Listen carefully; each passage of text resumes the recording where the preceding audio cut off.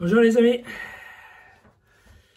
Alors, nous sommes lundi, nous retrouvons Luc, et toujours au chapitre 13, les versets 10 à 17. Alors Jésus était en train d'enseigner dans une synagogue un jour de sabbat. Il y avait là une femme possédée d'un esprit qui la rendait infirme depuis 18 ans. Elle était toute courbée et ne pouvait pas se redresser complètement. En la voyant, Jésus lui adressa la parole et lui dit « Femme, te voilà libérée de ton infirmité. » Il lui imposa les mains. Aussitôt, elle redevint droite et se mit à rendre gloire à Dieu. Le chef de la synagogue, indigné de ce que Jésus ait fait une guérison le jour du sabbat, prit la parole et dit à la foule, « Il y a 6 jours pour travailler. C'est donc ces jours-là qu'il faut venir pour vous faire guérir, pas le jour du sabbat. »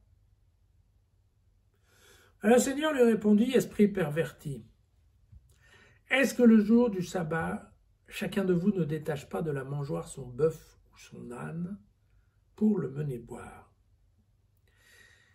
Et cette femme, fille d'Abraham, que Satan a liée voici 18 ans, n'est-ce pas le jour du sabbat qu'il fallait la détacher de ce lien? » À ces paroles, tous ses adversaires étaient couverts de honte, et toute la foule se réjouissait de toutes les merveilles qu'il faisait. Voilà, aujourd'hui, Jésus a gagné des points. Voilà, c'est un nouveau passage qu'on n'avait pas encore lu et qui n'existe pas dans les autres évangiles synoptiques.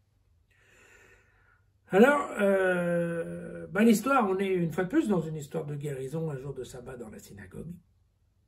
D'accord. Si certains sont surpris qu'on parle d'une femme dans la synagogue, eh bien, il ne faut pas trop parce que donc les femmes sont tout à fait admises dans les synagogues comme elles étaient admises au temple. Et il faut savoir que jusque plus ou moins à la destruction du temple, du deuxième temple en 70, globalement les femmes étaient en effet mélangées globalement avec les hommes dans la synagogue.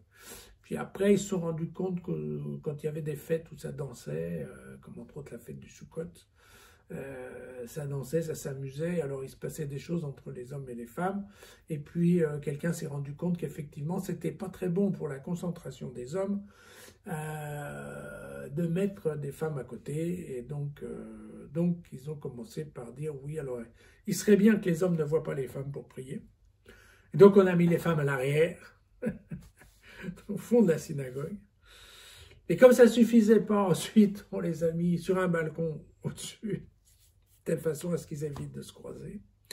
Et puis finalement, d'ailleurs, il y a même des cas dans lesquels on va avoir construit une pièce à côté de la salle principale de la synagogue, avec juste une petite fenêtre, pour qu'elle puisse entendre le prêche, mais qu'on soit tranquille, qu'on ne voit personne. Voilà.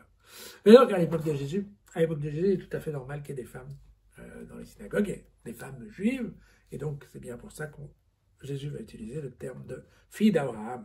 Voilà. Alors, 2 petits points de détail.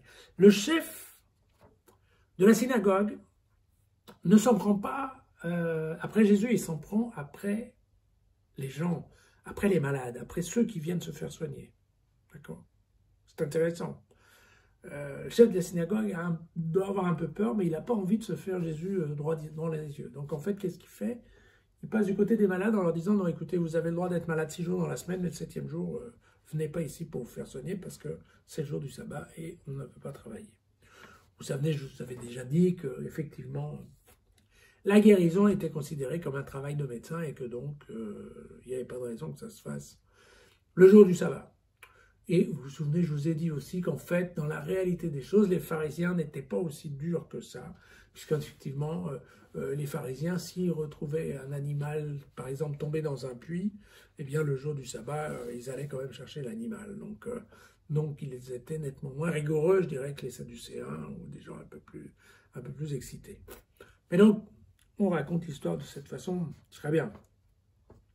Le deuxième point qui me paraît intéressant, c'est ça, c'est que donc il y a ce point habituel qu'on a déjà vu, hein, de lier certaines maladies, entre autres des maladies dont on ne connaît pas exactement l'origine, et bien de lier cette maladie à Satan. Voilà.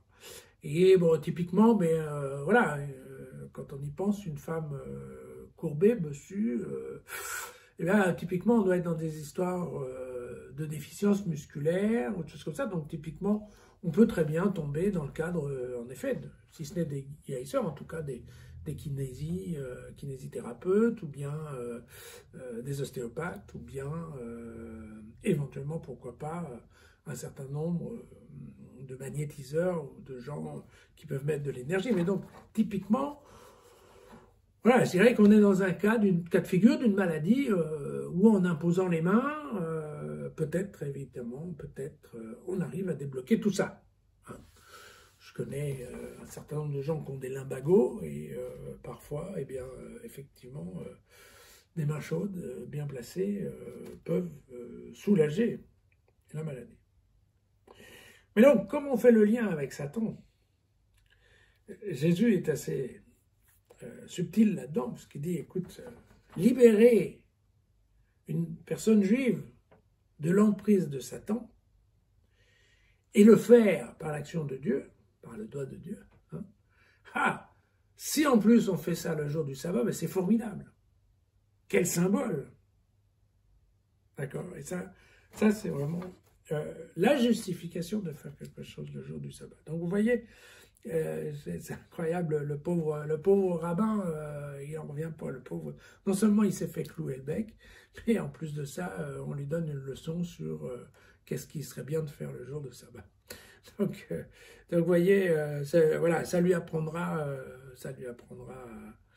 à oublier qui est le maître du sabbat. Vous savez, comme on l'a vu récemment. Voilà. Et donc, tout ça pour vous dire qu'aujourd'hui, voilà, aujourd'hui, Luc a bouffé, non pas du curé, mais en tout cas, du chef de synagogue.